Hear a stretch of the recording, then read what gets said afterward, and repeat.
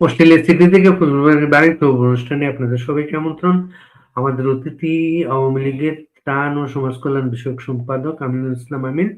আমরা সমসাময়িক বিষয়গুলো নিয়ে কথা বলবো। আমরা তুরাগের ঘটনা নিয়ে শুরু করবো চিন্তা করেছিলাম, কিন্তু এর মাঝে আরো ডেভেলপমেন্ট ঘটেছে, যেটা গভর্নমেন্ট একটা বেপরোয়া অবস্থান নিয়েছে। স্বরাষ্ট্রমন্ত্রী গতকাল বলেছেন আওয়ামী লীগের কিন্তু পতন হয়ে গেছে, দেশে দাফন হয়ে গেছে দিল্লিতে, এবং আওয়ামী লীগকে খুব তাড়াতাড়ি দল হিসেবে নিষিদ্ধ করা হবে। আজকে চিফ প্রসিকিউটর বলেছেন আওয়ামী লীগের বিরুদ্ধে তদন্ত চলছে। এই বিষয়গুলো নিয়ে আমরা কথা বলবো। আমিনুল ইসলাম আমিন, আপনাকে আমাদের অনুষ্ঠানে স্বাগতম।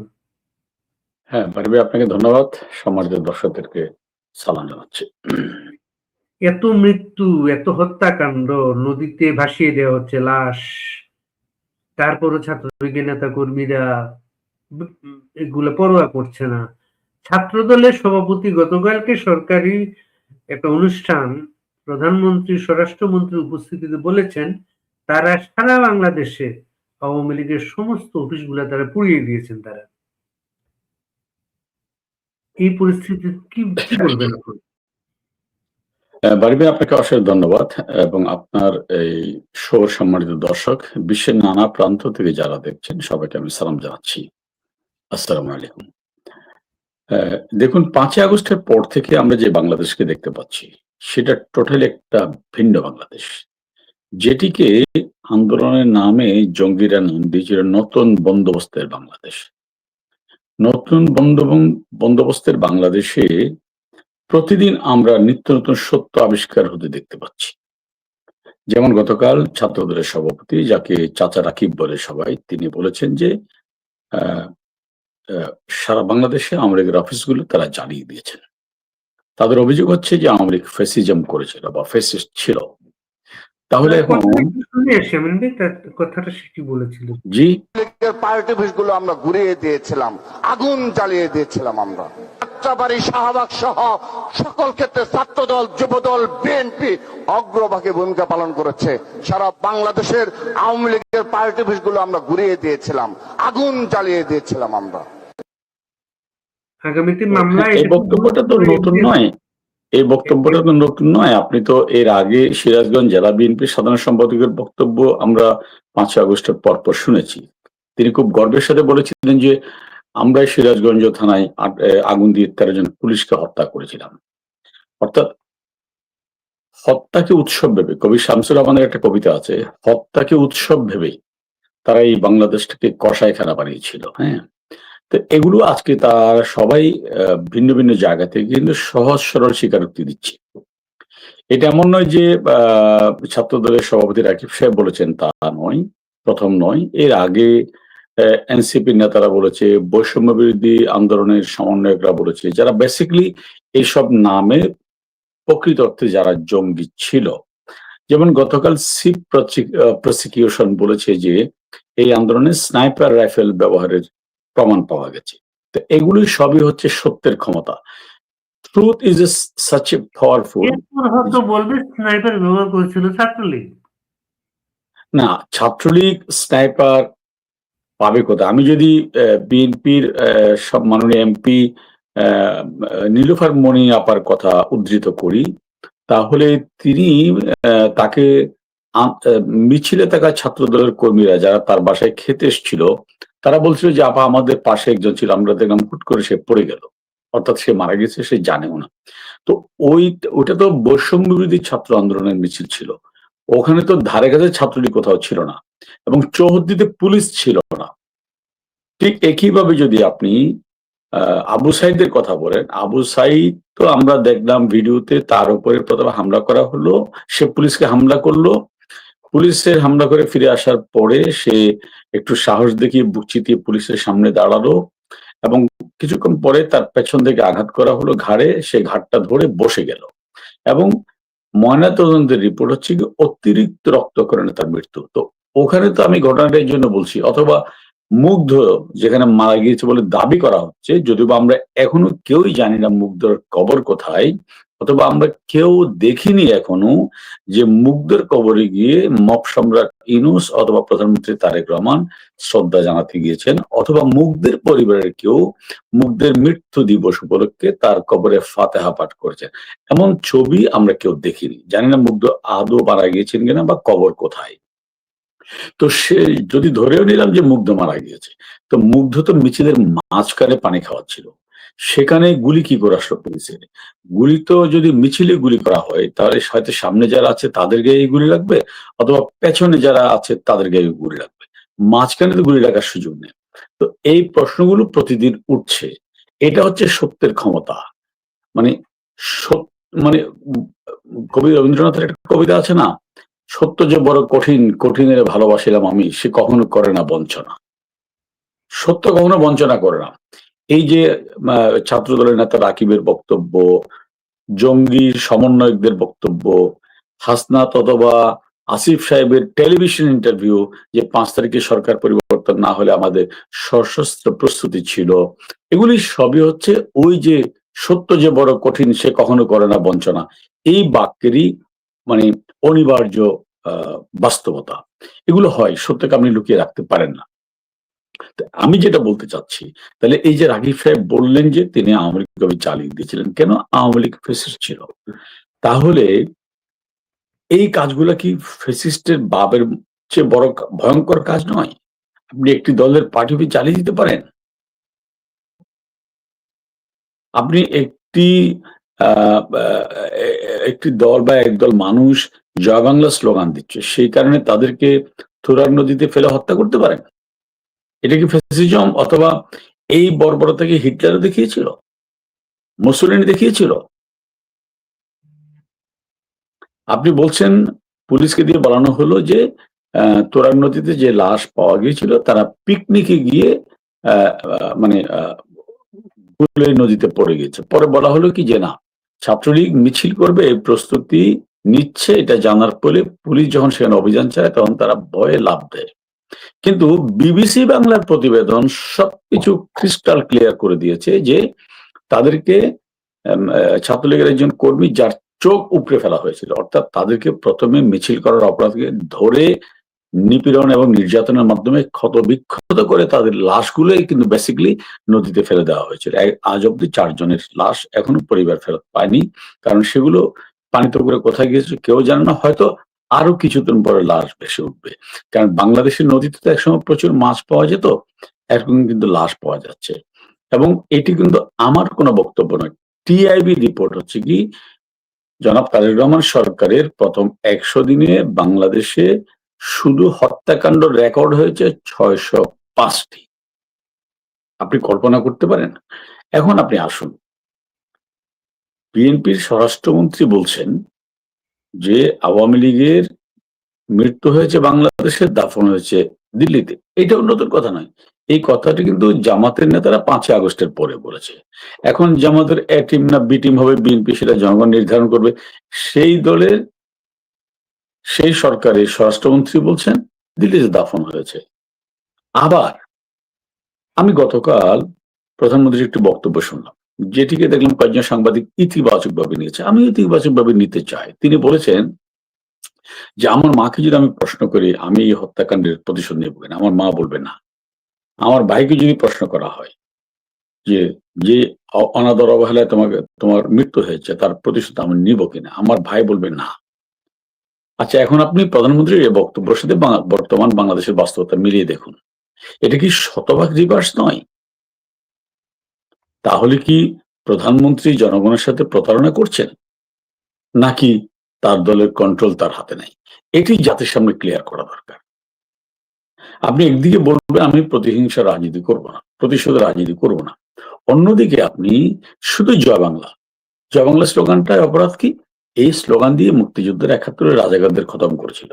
এই স্লোগান দিয়ে 71 মুক্তিযোদ্ধারা গর্জে উঠেছিল। এই স্লোগান দিয়ে মুক্তিযোদ্ধারা পাকিস্তানিদেরকে আত্মসমর্পণ করতে বাধ্য করেছিল। এই স্লোগানে 71 আকাশ বাতাস প্রকম্পিত হতো। এই অপরাধেই, অর্থাৎ যে স্লোগানে তাদের স্বাধীন হলো, সে স্লোগান দেওয়ার কারণেই আপনি মফ করছেন। গতকাল দেখলাম সোশ্যাল মিডিয়ায় গাজীপুরে এক বাড়িতে ছাত্রদলের হামলা কেন? যে তোমার ছেলে মিছিলে গিয়েছে, আমরা ছবি দেখেছি, তোমার ছেলেকে বের করে দাও, নাহলে বাড়ি জ্বালিয়ে দেওয়া হবে। এটা কি ফ্যাসিজম না? এটা কি ডেমোক্রেসি? তাহলে জনাব সালাউদ্দিন সাহেব ব্যাখ্যা করুক, এটা কোন সংজ্ঞায় ডেমোক্রেসিতে পড়ে? এটা কি অ্যারিস্টটলের ডেমোক্রেসিতে পড়ে, নাকি কোন ডেমোক্রেসিতে পড়ে? উনি ক্লিয়ার করুক জাতিকে। এবং তারা যেটি বলে বেড়াচ্ছেন যে শেখ হাসিনার দাফন হয়ে গেছে, তো যার আওয়ামী লীগের দাফন হয়ে গেছে, এরপরের প্রশ্ন, তো যার দাফনই হয়ে গিয়েছে তাকে তো ভয় পাচ্ছেন কেন? তাও তো দাফন এখানে হয়নি, দিল্লিতে হয়েছে। দিল্লিতে যে দলের দাফন হয়েছে সেই দলের কোন কর্মী কোথায় কয়টা মিছিল করলো আপনাদের ভাষায়? ওনারাই বলেন, সালাউদ্দিন সাহেবই বলেছিলেন যে আওয়ামী লীগের কর্মীরা এক জায়গায় বলে জয়, 2 মাইল দূরে গিয়ে বলে বাংলা। তাহলে সামান্য এক জায়গায় জয় বলে 2 মাইল দূরে গিয়ে বাংলা বলে এই কর্মীদেরকে এইভাবে নিপীড়ন কেন? তাদের বাড়ি বাড়ি হামলা কেন?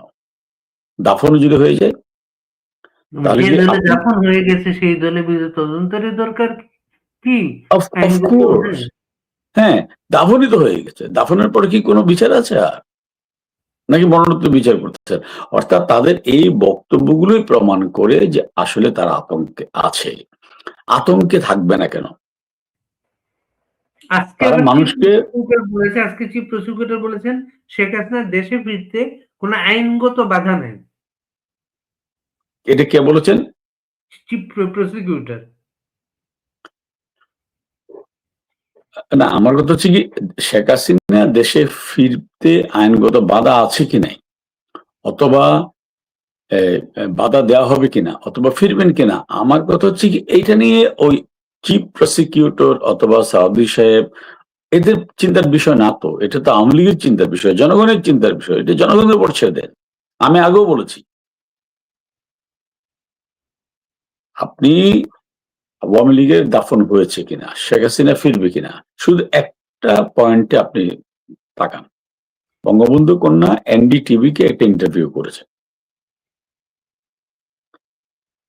আপনি নিশ্চয়ই জানেন, আপনি একজন সাংবাদিক, এই এনডিটিভির ইন্টারভিউটা বিশ্বের ৭৮টি মেইন স্ট্রিম পত্রিকা পাবলিশ করেছে এনডিটিভি রেফারেন্সে। আমাকে কি বুঝাবেন আপনি পৃথিবীতে আরেকজন রাষ্ট্রনায়কের বিষয়, যিনি একটা ইন্ডিয়ান পত্রিকাকে ইন্টারভিউ করেছেন, সেই ইন্টারভিউ ৭৮টি পত্রিকাকে ইন্টারভিউ করেনি, একটি পত্রিকাকে ইন্টারভিউ দিয়েছেন। সেই ইন্টারভিউটি ৭৮টি বিশ্বের গুরুত্বপূর্ণ সংবাদ মাধ্যম এনডিটিভি রেফারেন্সে নিউজ করেছে। তা আমার মনে হয় মুখে সালাউদ্দিন সাহেবরা যত কথাই বলুন, তাদের একটা বক্তব্য আছে, স্বৈরাচারের দোসররা মিলিয়ন মিলিয়ন কোটি মিলিয়ন ডলার পাচার করে নিয়ে গেছে, এখন এগুলো দিয়ে এগুলো করাচ্ছে বিভিন্ন জায়গায়। এগুলো হাস্যকর বিষয়। শুনেন, মানুষ এগুলো বিশ্বাস করে না। এগুলো তারা, আমি ওই জন্য বলছি, মানুষ এগুলো বিশ্বাস করলে এনডিটিভি পত্রিকার ইন্টারভিউটি বিশ্বের 18টি মেইন স্ট্রিম পত্রিকায় আসতো না। অর্থাৎ এই একটা সাবজেক্টটি প্রমাণ করে বিশ্বব্যাপী শেখ হাসিনার প্রাসঙ্গিকতা এখনো কত বেশি, এখনো আওয়ামী লীগের দাফন হয়েছে কি নাই, এখনো বঙ্গবন্ধু কন্যা বা আওয়ামী লীগ রিটার্ন করবে কি করবে না, এই একটা ইন্টারভিউর এই ৭৮টি পত্রিকার রিপোর্টই প্রমাণ করে তার প্রাসঙ্গিকতা কত গুরুত্বপূর্ণ।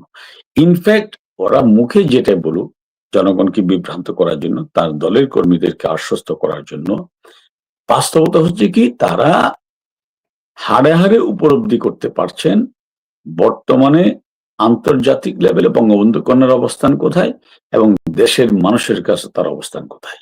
কারণ আপনি চিন্তা করুন, আমি নিজেও তো মাঝে মধ্যে শিহরিত হই, আলোড়িত হই যে এত নিপীড়ন, যেটা বলছিলাম আপনাকে, এটি আমাদের পত্রিকা নয়, এটা হচ্ছে টিআইবি রিপোর্টে তারেক রহমান সরকারের প্রথম ১০০ দিনে ৬০৫টি খুন রেকর্ড করা হয়েছে। এবং ডেসপাইট অল দিস থিংস, বাংলাদেশের কোন জায়গায়, ঢাকা, চট্টগ্রাম, খুলনা, রাজশাহী, অজপাড়াগা, বঙ্গবন্ধু সৈনিকদের স্লোগানে স্লোগানে আকাশ কাঁপানো এবং তার সাথে মানুষের সংহতি কোথাও কি কমানো যাচ্ছে, ঠেকানো যাচ্ছে কেন? আপনি যে বললেন যে তারা বলছে হাজার হাজার কোটি টাকা পাচার করে নিয়ে গেছে সাথে করে, ওকে, আজকে ইউনূস সরকার আপনি জানেন 18 মাস তার সমস্ত শক্তি প্রয়োগ করেছে এই অপপ্রচারের জন্য। একটি প্রমাণ দিতে পেরেছে? বর্তমান বিশ্বে আপনি যেখানে থাকেন, যেখানে সম্পদ কিনেন, এটি কিন্তু ফাইন্ড আউট করা কোনো রকেট সায়েন্সের বিষয় নয়, কঠিন বিষয় নয়। এটা মুহূর্তের মধ্যে বের করা যায়। অনেকের নামে তো বের করা হচ্ছে। সিঙ্গাপুর থেকে পাচারের টাকা বাংলাদেশে ফেরত আনেনি আওয়ামী লীগ সরকার, তো পাচার না হলে ফেরত আসলো কোত্থেকে? তো এখন একটি প্রমাণ, বঙ্গবন্ধুর পরিবার কত কথা বলেছে। শেখ রেহানাকে নিয়ে বলা হয়েছে যে তিনি লন্ডনে সম্পদের পাহাড় করেছেন। তো লন্ডনে কোথাও কারো 10 টাকার সম্পদ থাকলে সেটা খুঁজে বের করা যায়, তা একটা সম্পত্তির হিসাব দিতে পারেনি তোরা। আর খুবই সোজা কথা, সব টাকাই যদি পাচার হয়ে যায়, যেটা তারা বলেছিল যে আপনার $266 বিলিয়ন পাচার করেছে, যেখানে বঙ্গবন্ধু কন্যার 15 বছর 7 মাসে আমাদের সরকারের বাজেটে ছিল $544 বিলিয়ন টোটাল বাজেট। তো এর মধ্যে যদি 266 বিলিয়ন পাচার হয়ে থাকে, তাহলে এই 15 বছর, 15.5 বছর 7 মাস এই রাষ্ট্র পরিচালিত হলো কি করে? সরকারি কর্মচারীরা বেতন পেল কোত্থেকে? আর্মি অফিসাররা বেতন পেল কোত্থেকে? এই যে পদ্মা সেতু, মেট্রো রেল, হাজার হাজার 4 লাইনের রাস্তা, আপনার কর্ণফুলী টানেল, এগুলো কি আকাশ থেকে জুপ করে পড়লো? এগুলো মানুষ এখন বলছে, এগুলো আমার বলতে হচ্ছে না। গত 2 বছরে বাংলাদেশে মব সম্রাট ইউনূস এবং তারেক রহমান সরকার দুটি এক্সাম্পল দেখা কাজের, যে আমরা এই কাজটা করেছি। তো সুতরাং ওই টাকা পাচারের গল্প, ওই দুর্নীতির গল্প, হ্যাঁ আওয়ামী লীগের আমলে দুর্নীতি হয়নি সেটা আমি কখনো বলিনি, কিন্তু আমি আপনাকে বারবার বলে এসছি, এখনো বলছি, আওয়ামী লীগ আমলে দুর্নীতির সাথে যারা সম্পৃক্ত ছিল কম বেশি প্রত্যেককে আইনের আওতায় আনা হয়েছে। আওয়ামী লীগের এমপিদের বিরুদ্ধে খুনের অভিযোগ থাকার কারণে কয়েকজন সিটিং এমপি বছরের পর বছর কারাগারে থেকেছে। কেন? কারণ তখন আইনের শাসন ছিল, বিচার বিভাগের স্বাধীনতা ছিল। আর আজকে আপনি দেখুন, আমি এই কিছু নাম মুখে আনতে চাই না, যে জুলাই নিয়ে কি হচ্ছে এখন। একজন নারী অভিনেত্রী তার ফেসবুকে একটা পোস্ট লিখতেন, তাও ইঙ্গিতপূর্ণ, ডিরেক্ট নয়। তার বিপরীতে আপনি আরেকটা ইঙ্গিতপূর্ণ পোস্ট লিখেন, সেটা তো ডেমোক্রেসি, সেটা তো আপনার প্রতিবাদের ভাষা। সেখানে একজন বলল যে তাকে অপমান করা হলে পুরস্কার দেওয়া হবে, রক্তাক্ত করা হলে বেশি পুরস্কার দেওয়া হবে। Is that democracy? আচ্ছা, আপনার এই বক্তব্যের সাথে প্রধানমন্ত্রী জনাব তারেক রহমানের যে প্রতিহিংসা পরায়ণতার রাজনীতি বাদ দেওয়ার বক্তব্য আপনি মিলাতে পারবেন?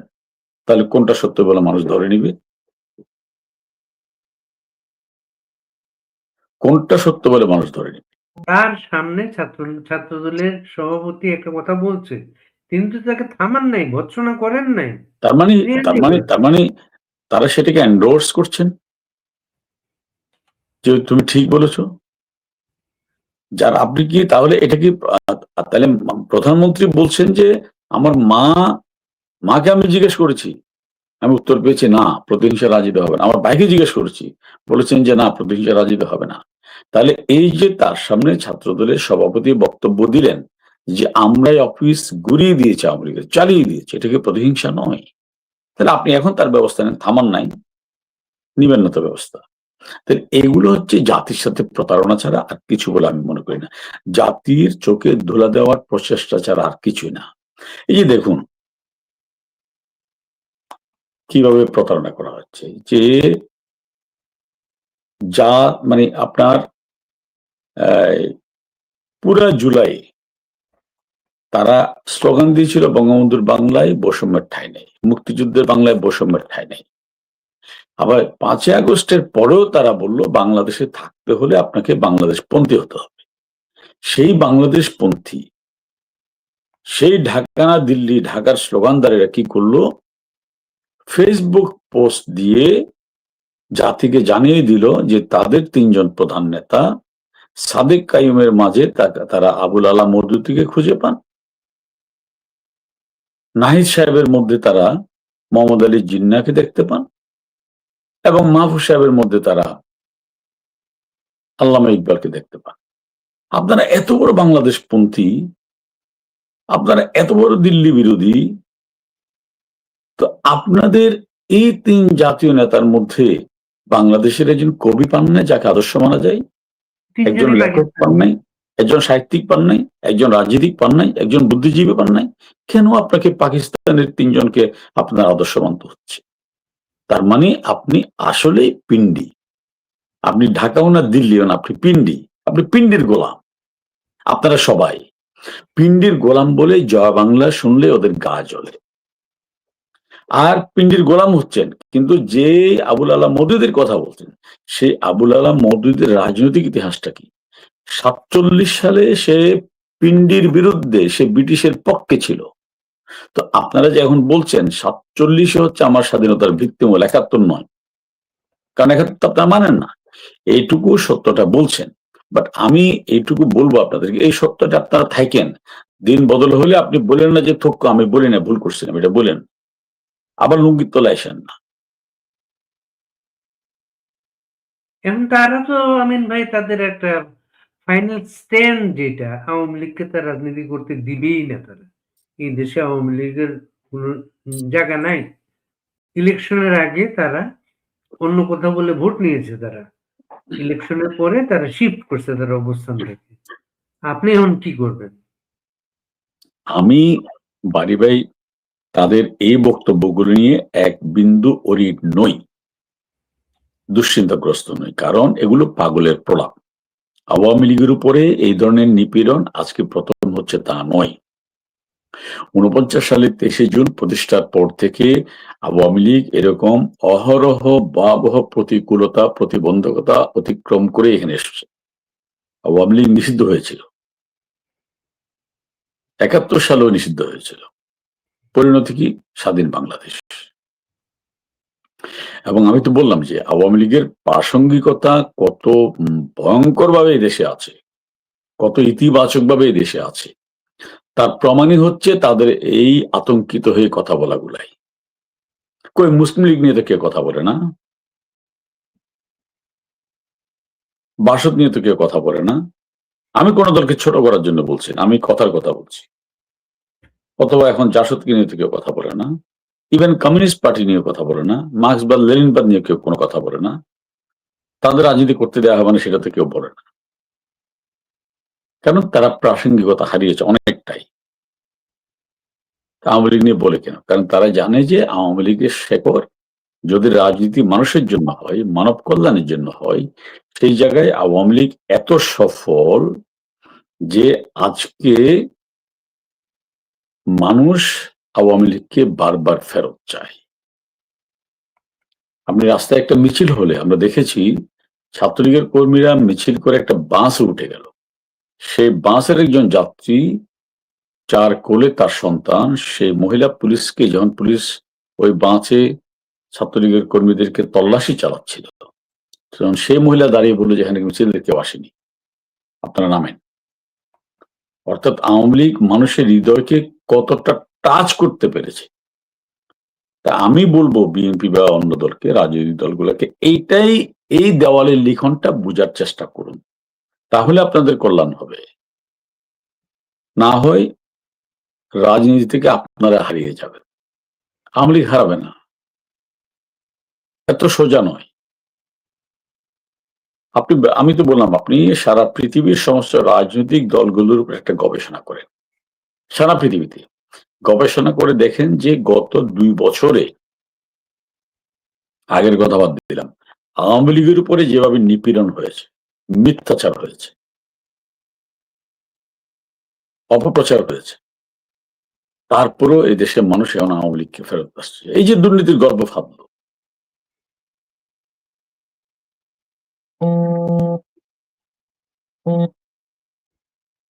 তো শেখ হাসিনার বিরুদ্ধে আমি তো বলছি একটি প্রমাণ দেখাক না। যদি তিনি হাজার হাজার কোটি টাকা পাচারি করে থাকেন, বিলিয়ন বিলিয়ন ডলার পাচার করে থাকেন, তাহলে আমাকে বলুক না, বুঝিয়ে আমি তাদের সাথে যাব। যে বঙ্গবন্ধু কন্যা 2009 সালে যখন বাংলাদেশের দায়িত্ব গ্রহণ করেন প্রধানমন্ত্রী হিসাবে, তখন বাংলাদেশের জিডিপির আয়তন ছিল 92 বিলিয়ন ডলার। তো সেটা 560 বিলিয়ন ডলার, 460 বিলিয়ন ডলার কি করে হলো? আচ্ছা দেখুন, তারা এতদিন বলে এসছে যে আওয়ামী লীগের যে উন্নয়নের সূচক সবই হচ্ছে ফেক, এই জরিপগুলো ভুয়া। আবার তারাই এখন বলছে আগামী বছর বাংলাদেশের জিডিপি হবে $500 ট্রিলিয়ন, অর্থাৎ 500 বিলিয়নে। তাহলে কি এটা রাতারাতি তাদের রেখে যাওয়া 90 বিলিয়ন থেকে 500 বিলিয়ন হয়ে গেল, নাকি শেখ হাসিনার 460 বিলিয়ন থেকে 500 বিলিয়ন হলো? তাহলে আগেকার জরিপগুলো কি করে ভুল হয়? এই যে মাথাপিছু ইনকাম ছিল $570 2009 সালে, 2024-এ সেটা হলো $2900। সব টাকা উনি চুরি করে নিয়ে গেছে। তাহলে এটা কোত্থেকে আসলো? হিসাব দিতে বলেন। 2000 এত ব্যাংক লুটের গল্প 2024-এর আগস্টের আগ পর্যন্ত বাংলাদেশের একজন ব্যাংকের ম্যানেজার বলুক তার গ্রাহকরা ব্যাংকের টাকা দিচ্ছে, চেক ক্যাশ হয় না। হ্যাঁ, দুই একটা ব্যাংকে প্রবলেম ছিল, সেটা বড় চেকের ক্ষেত্রে। কিন্তু এখন তো যার ব্যাংকে 5 কোটি টাকা আছে, কেউ তো 5,000 টাকা তুলতে পারছে না। তা আপনারা এত বড় বড় বিদ্বান, এত বড় বড় অর্থনীতিবিদ, এত বড় বড় দেশপ্রেমিক, আপনারা কি করলেন? কি দিলেন? What is new?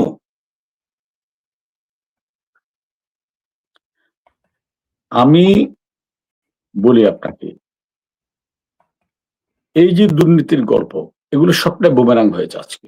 এখন আমার মত না, এগুলো সাধারণ মানুষের প্রশ্নগুলো করছে যে এই প্রযুক্তির যুগে আপনি আওয়ামী লীগের কোন এমপি, কোন ব্যবসায়ী কানাডা কোথায় বাড়ি করেছে ঠিকানা সহ দিচ্ছেন, তাই না?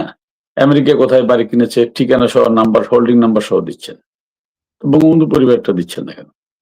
দিবেন কোথেকে? নাই তো।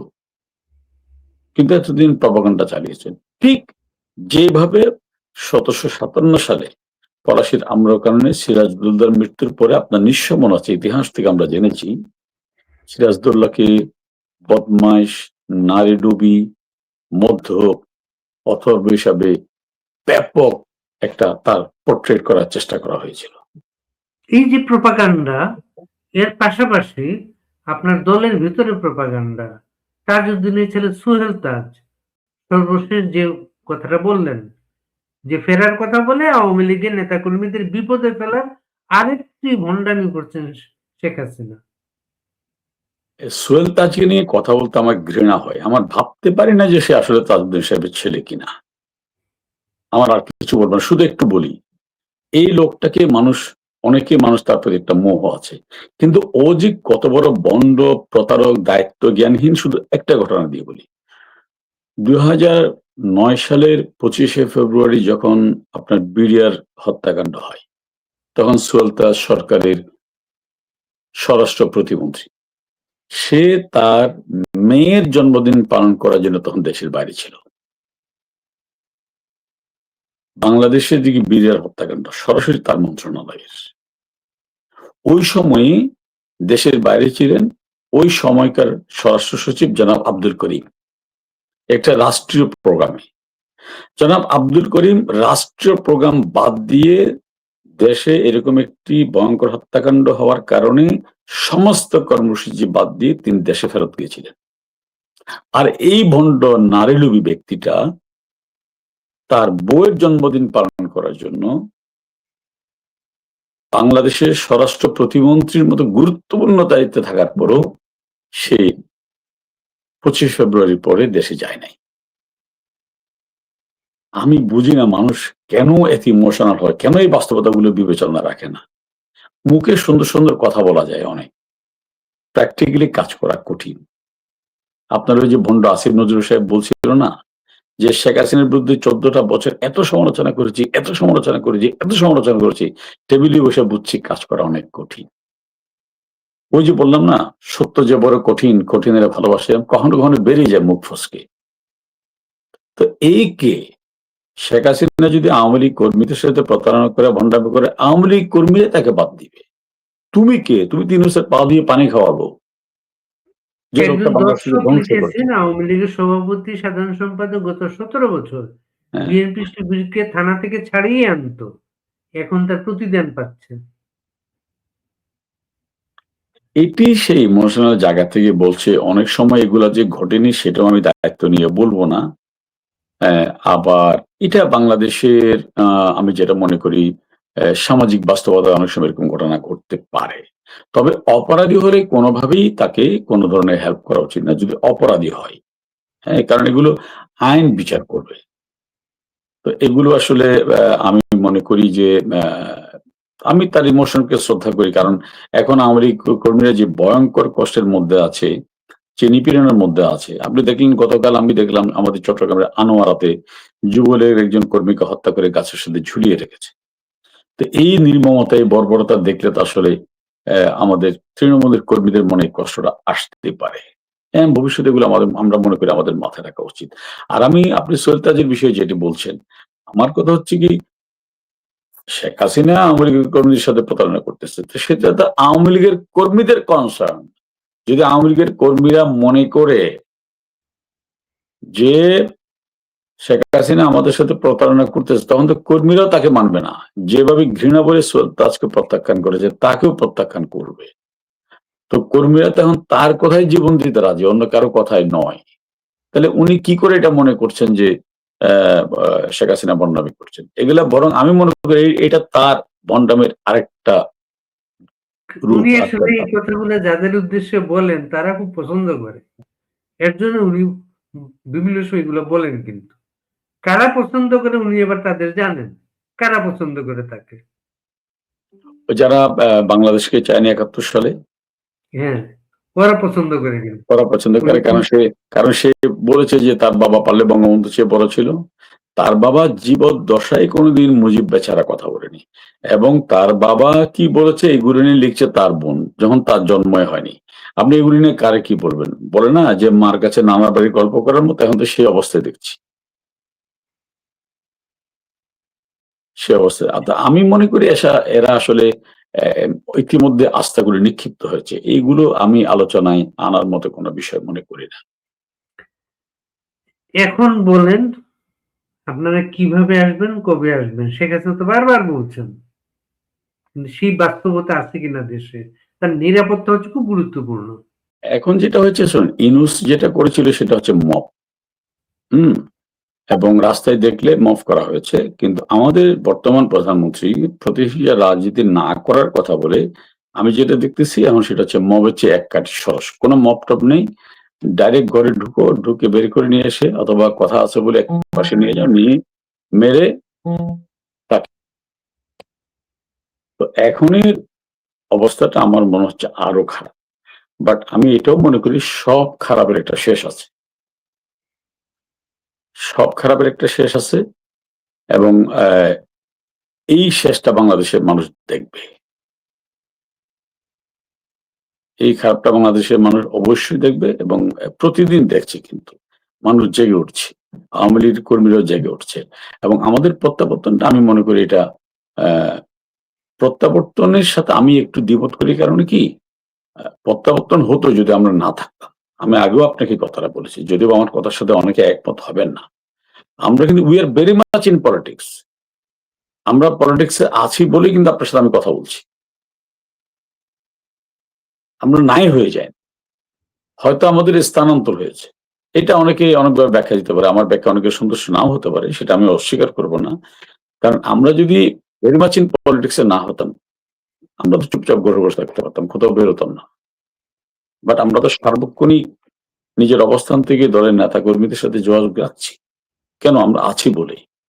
এখন আপনি যেটা বলছেন যে প্র্যাকটিক্যালি, অর্থাৎ মানে আমরা ফিজিক্যালি কখন যাব, সেই পরিস্থিতি তৈরি হচ্ছে। এবং আপনি জানেন যে আমাদের তৃতীয় বিশ্বের রাজনীতিটা শুধুমাত্র এই তৃতীয় বিশ্বের দেশের জনগণের উপর নির্ভরশীল নয়, আশা আকাঙ্ক্ষার উপর নির্ভরশীল নয়। এখানে জিও পলিটিক্সটা একটা গুরুত্বপূর্ণ ভূমিকা পালন করে। সেই জায়গাটু এবং সেটা কত ভয়ঙ্করভাবে এটি পালন করে গুরুত্বপূর্ণ ভূমিকা, সেটি আপনারা 5ই আগস্টের আগে পরে দেখেছেন। সেখানে তো জাতিসংঘের আপনার মানবাধিকার কমিশনের মহাসচিব ফলকার ট্রুক একেবারে স্পষ্ট করে বিবিসিকে ইন্টারভিউ দিয়ে বলেছিলেন যে আমি তখন সেনাপ্রধানকে বলেছিলাম যে সরকারের পক্ষে অবস্থান নেওয়া যাবে না। যদি আন্দোলনের বিপক্ষে অবস্থান নাও তাহলে জাতিসংঘ থেকে বাংলাদেশ আর্মি প্রত্যাহার করা হবে। এটা কিন্তু উনি বিবিসি ইন্টারভিউ দিয়ে বলেছিলেন। সো এখন অনেকগুলো বিষয় আমার মনে করি উই হ্যাভ টু টাচ, এগুলোকে আমাদের কনসার্নে নিয়ে আমাদের কাজ করতে হচ্ছে এবং সেভাবে কাজ এগুচ্ছে। আমি একটা কথা বলি, বঙ্গবন্ধু কন্যা কিন্তু ওনার জীবনে আমি ব্যর্থতা খুব একটা দেখিনি। উনি এটার সাথে পরিচিত হতে রাজি না, এটার সাথে আপোষ করতে রাজি না। উনি যদি এগুলোর সাথে আপোষই করতেন তাহলে ইনি 75 সালের পরে অসংগঠিত আওয়ামী লীগকে সংগঠিত করে 96 সালের দলকে ক্ষমতা আনতে পারতেন না। তিনি বঙ্গবন্ধুর খুনিদেরকে একেবারে প্রচলিত আইনে বিচার করে ফাঁসিতে ঝুলাতে পারতেন না। তিনি যদি ব্যর্থতার সাথে আপোষ করতেন তাহলে তিনি 71-এর যুদ্ধ অপরাধীদেরকে বিচার করে তিনি মুক্তিযুদ্ধকে কলঙ্ক মুক্ত করতে পারতেন না। তিনি যদি ব্যর্থ হতেন তাহলে ক্ষুধা দুর্ভিক্ষের বাংলাদেশ মধ্যমায়ের দেশে পরিণত হতো না। আজকে প্রতিটি বক্তব্য কিন্তু মানুষের কাছে সত্যের মাপকাঠিতে নিরঙ্কুশ ভাবে প্রমাণিত হচ্ছে। আজকে যে পাকিস্তানি প্রেমীরা এখন পাকিস্তান পাকিস্তান বলে চিৎকার করছে, এই পাকিস্তানিরা 47 সালে ভারতের সাথেই স্বাধীন হয়েছিল। সেই ভারত আজকে কোথায়? তারা পৃথিবীর 4র্থ অর্থনৈতিক শক্তি হতে যাচ্ছে। আর পাকিস্তান কোথায়? 71 সালে পাকিস্তানের বিরুদ্ধে যুদ্ধ করে আমরা স্বাধীন হলাম। সেই বাংলাদেশের চেয়েও পাকিস্তান 13 ধাপ পিছিয়ে আছে অর্থনীতিতে। এই যে 13 ধাপ পিছিয়ে আছে তাদের বাবার দেশ, এটা বঙ্গবন্ধু কন্যার কারণে। এই ক্ষোভটাই পড়েছে বঙ্গবন্ধু কন্যার উপরে। এই ক্ষোভের কারণেই তারা কখন কি করবে, দিল্লি না পিন্ডি স্লোগান না দিয়ে স্লোগান দিচ্ছে ঢাকা না দিল্লি। এই ক্ষোভের কারণেই তারা 32 নম্বর ভাঙে, আগুন দেয়। এই ক্ষোভের কারণেই জয় বাংলা শুনলেই আস্তাগফিরুল্লাহ পড়লে যেমন শয়তান পালায়, জয় বাংলা শুনলেও তাদের গা জ্বলে। এগুলো সব অভিন্ন। তাই বলতে চাই আপনাকে, সুতরাং এই বঙ্গবন্ধু কন্যা যেটা বলছিলাম উনি ফিরবে, আমি আগেও আপনাকে বলেছিলাম, বাট আমি টাইম ফ্রেম দিচ্ছি না। উনিও যদি ভীত হতেন, উনি যদি পরাজয়ের সাথে নেগোশিয়েট করতেন তাহলে তিনি কিন্তু 5ই আগস্টের পর থেকে এইভাবে লাগাতার দলের তৃণমূল থেকে শুরু করে ছোট বড় সাধারণ মানুষ সবার সাথে কন্ট্যাক্টে থাকতেন না। ক্ষেত্র প্রস্তুত হচ্ছে, বাংলাদেশ প্রস্তুত হচ্ছে এবং প্রস্তুত হলেই ইনশাল্লাহ এটা দেখবেন আপনারা। এই অবস্থায় দীর্ঘমেয়াদে ভারতীয় অবস্থান আওয়ামী লীগ নেতাদের, এটা ভারত এক সময় এক পর্যায়ে তারা অন্যভাবে চিন্তা করে কিনা, এটা ভেবে কি তাড়াতাড়ি ফেরার ব্যাপারে জোর দিচ্ছিলেন? না, বিষয়টা সেরকম নয়। আমরা তো বলছি, ধরেন ওরা যেভাবে বাংলাদেশ আওয়ামী লীগের মতো দল, যে দলটা স্বাধীন করলো একটি দেশকে, সেই আপনি প্রেক্ষাপটটা একটু মাথায় নিতে হবে যে সেই দলটাকে সম্পূর্ণ অগণতান্ত্রিক ভাবে তারা একটা অধ্যাদেশ দিয়ে মব সম্রাট ইউনূস এটাকে ব্যান করলেন। পরে মব সম্রাটের ধারাবাহিকতার সরকার, যেটিকে জামাতের সেক্রেটারি বলেছেন ইতিহাসের সেরা ইলেকশন ইঞ্জিনিয়ারিং, যেটিকে মাহফুজ সাহেব বলেছেন যে ভাগ বাটোয়ারা নির্বাচন, হ্যাঁ, আর টিআইবি বলেছেন যে নির্বাচনে 12% ভোট আগের দিন সন্ধ্যা হয়ে গেছে এবং 24% জাল ভোট হয়েছে। সেই নির্বাচনে সরকার সেই ধারাবাহিকতাটাকে পার্লামেন্টে আইন করে নিষিদ্ধ করেছে। তো এই জায়গাটা আমাদের মাথায় রাখতে হবে। মাথায় রেখে সেভাবে কর্মপরিকল্পনা করতে হবে। এটা ইন্ডিয়া কি ভাবছে, তারেক কি ভাবছে? আইন করে আগে যতটুকু করেছে বলছে কার্যক্রম নিষিদ্ধ, এখন তারা সেই পথে যাচ্ছে যে তারা আইন করে আইনত এটাকে দলকে নিষিদ্ধ করবে। দাফন হয়ে গেছে দিল্লিতে। আমি তো আগেই কথাগুলো বলেছি, দাফন করার দল নিয়ে তো টেনশন কেন? ওরা ফিরলেও কি না ফিরলে কি? দাফন করা লোকের মিছিল করলে কি না করলে কি? তো এগুলোই তো ওদের স্ববিরোধিতা। কিন্তু বাংলাদেশে একটা তো বাস্তবতা সবাই দেখেন, আওয়ামী লীগ ফিরবে, শেখ হাসিনা ফিরবেন, এই কথা বললে এন্টি আওয়ামী লীগ সকল ফোর্স এক হয়ে যায়।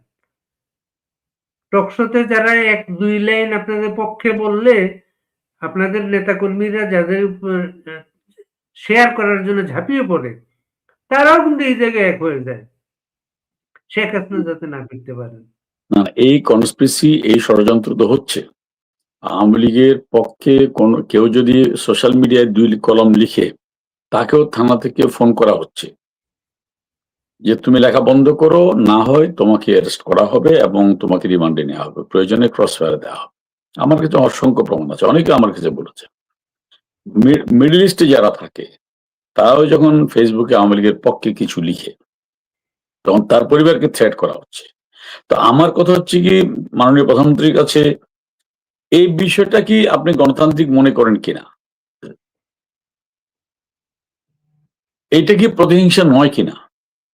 আপনি যেভাবে জাতিকে বলছেন যে আমার খুব ভালো লেগেছে ওনার কথাটা শুনে, যে আমি আমার মাকে জিজ্ঞাসা করেছি প্রতিশোধ হবে কিনা, না, ভাইকে জিজ্ঞাসা করেছি। তাহলে এর চেয়ে বড় প্রতিহিংসা আর কি হতে পারে? তো এগুলো ঠেকানোর জন্য আপনার পদক্ষেপ কি জাতিকে জানান, মানুষই তারপর আওয়ামী লীগকে নিষিদ্ধ করে দিবে।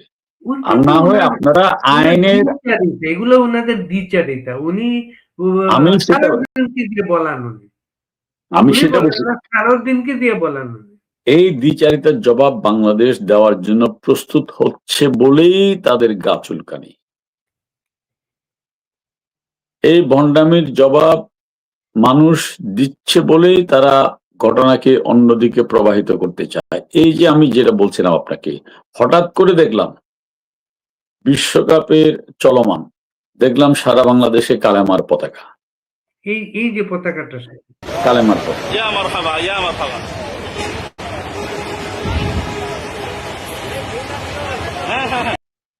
মানে এরা সবাই মিলে সেখানে বলছি, সবাই সেখানে বয়ান দেওয়া হলো কি, বিশ্বকাপে দেশে ব্রাজিল, জার্মানি বা আর্জেন্টিনা পতাকা থাকবে না, কালেমার পতাকা থাকবে।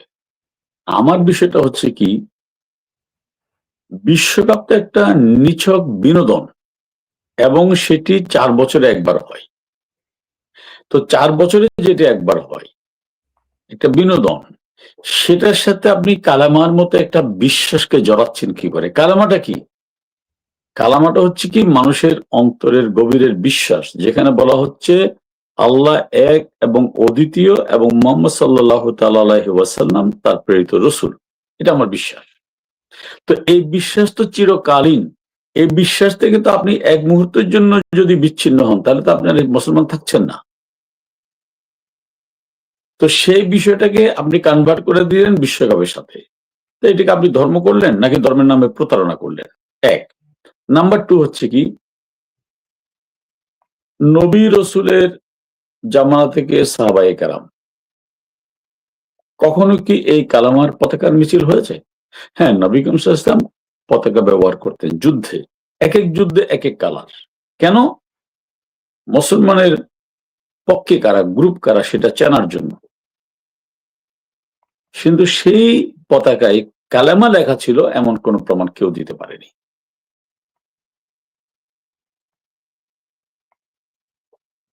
কেউ দিতে পারেনি। তো এখন হঠাৎ করে আমরা তো মুসলমান হয়ে গেলাম। অবিশ্বাস্য ঘটনা ঘটলো বাংলাদেশে। বাংলাদেশে যারা বিভিন্ন দেশের দূতাবাস আছে, যার যার দেশে অনুষ্ঠান তাদের প্রেমিসের মাধ্যমে পালন করে, দাওয়াত দেয়, সবাই ওখানে যান, খানাপিনা হয়। এবার সংসদ ভবনের দক্ষিণ প্লাজায় আমেরিকার স্বাধীনতা বার্ষিকী হলো সেখানে। ও জামাতের নেতা সেখানে গিয়ে বললেন যে পরীক্ষিত বন্ধু বাংলাদেশে, যে ৭১-এ না, আমাদের নেতৃত্বের বিরুদ্ধে ৭১-এ সফল অভিযান। জামাত নেতার এখানে আমার মনে হয় উনি একটা শব্দবোধ একটু মিস করেছেন, যে তিনি আমাদের প্রকৃত বন্ধু, বাংলাদেশের না। কারণ ৭১-এর জামাতের মুক্তিযুদ্ধ তো ৭১-এর মুক্তিযুদ্ধে তো তারা 7 ফ্রিগেট পাঠিয়েছিল আমাদের বিরুদ্ধে, যেন আমরা স্বাধীন হতে না পারি। এবং সেই দেশটাকে যদি, হ্যাঁ, এটাও স্বীকার করার জায়গা নেই, বর্তমান বৈশ্বিক বাস্তবতায় আমেরিকার সাথে বাংলাদেশের একটা সুসম্পর্ক রাখা দরকার। দেয়ার ইজ নো ডাউট, বৈশ্বিক বাস্তবতা এটা করতে হবে। কিন্তু আমার প্রশ্ন হচ্ছে কি, জাতীয় সংসদ ভবনে আমেরিকান ইন্ডিপেন্ডেন্ট ডে উদযাপিত হয়েছে। সেই জাতীয় সংসদ ভবনে যদি ইন্ডিয়া এরকম একটি ইন্ডিপেন্ডেন্ট ডে উদযাপন করতে চায়, জামাত নেতা সেখানে যাবেন কিনা, অথবা হুজুররা সেটা কি বলবেন, এলাও করবেন কিনা? বা বাংলাদেশ যদি ওইসব দেশের ওই জায়গায় ইয়ে করে, তারাও তো এলাও করবে না সেটা। না, সেটা করবে কিনা। তো এখন আবার অবশ্যই সেখানে জামান নেতারা যেতেও পারে, কারণ জামান নেতা তো ইন্ডিয়াকে কথাই দিয়েছিল যে আমরা ক্ষমতা গেলে আমরা ভারত বিরোধিতা করবো না, ভারতকে সর্বাত্ম সহায়তা করব। এটা জামাতের পক্ষে যে কোনো কিছু করা সম্ভব। বাট আমি বর্তমান সরকারের কাছে জানতে চাই, আসলে এই সরকারটা কি বিএনপি সরকার না জামাতের সরকার? মাঝে মধ্যে এটাও বোঝা কঠিন হয়ে যায়, কারণ আমরা জানি ইতিমধ্যেই শিকার নির্মাণ বন্ধ হয়ে গিয়েছে। হ্যাঁ, যদি সম্ভবত গতকাল থেকে আবার চালু হয়েছে, চালু হয়েছে ব্যাপক সমালোচনার মুখে। তো সেই কারণে বন্ধ হবে কেন? এটা তো আমাদের বীরত্বের প্রতীক, ৭১-এর বিজয়ের প্রতীক, এটা তো অন্য কোনো প্রতীক না। এটা তো মূর্তি পূজার সাথে এটার কোনো সম্পর্ক নেই, অগ্নি পূজার সাথে সম্পর্ক নেই। তাই এই যে সবগুলো বিষয়কে ডাইভার্ট করা হচ্ছে, এটা কিন্তু ধর্মকে ভালোবেসে করা হচ্ছে না, এটা কি ধর্মকে ব্যবসা হিসেবে নিয়ে ক্ষমতায় যাবার জন্যই করা হচ্ছে। এবং এই কাজটি শুধু পাকিস্তানের বিষয় না, মানুষকে বিভ্রান্ত করার জন্য এই কাজটি যারা করছে, তারাই কিন্তু নির্বাচনের আগে বলেছিল যাহা পূজা তাহাই রোজা। তারাই বলেছিল জামাতকে হাইকোর্টে বিচারক করা হয়েছে বিএনপি বলে। সেই শিশির মনির যে বলেছিল যেটা রোজা সেটাই পূজা, তাকে বিএনপির আমলে হাইকোর্টে বিচারপতি করা হয়েছে। যাহা কৃষ্ণ তাহাই মোহাম্মদ, তাই না? এই বক্তব্য আমরা শুনেছি, এবং যে কারণে আপনার বাংলাদেশের হাক্কানি আলেমরা জামাতকে কোনো ইসলামী দলই মনে করে না। হ্যাঁ, এবং সেটা আবার সংসদে সারাদিন সাহেব বলেছে যে আপনারা আপনাদের মনোগ্রাম থেকে আকিমুদ্দিনই বাদ দিয়ে দিয়েছেন, তাহলে আপনারা কি করে দাবি করেন? আমি কথাটা বলছি এই কারণে, এগুলো তাদের মূল টার্গেটটা হচ্ছে বেসিকলি ধর্মটাকে ব্যবহার করে মানুষকে বিভ্রান্ত করে যতটুকু পারে নিজেদের স্বার্থটা হাসিল করা, দেশের জন্য কাজ করা, ইসলামের জন্য কাজ করা তাদের বেসিক উদ্দেশ্য নয়। এটা হচ্ছে প্রতারণার মাধ্যমে, তাদের জীবনটা হচ্ছে প্রতারণা, তাদের জীবনটা হচ্ছে মুনাফিকি।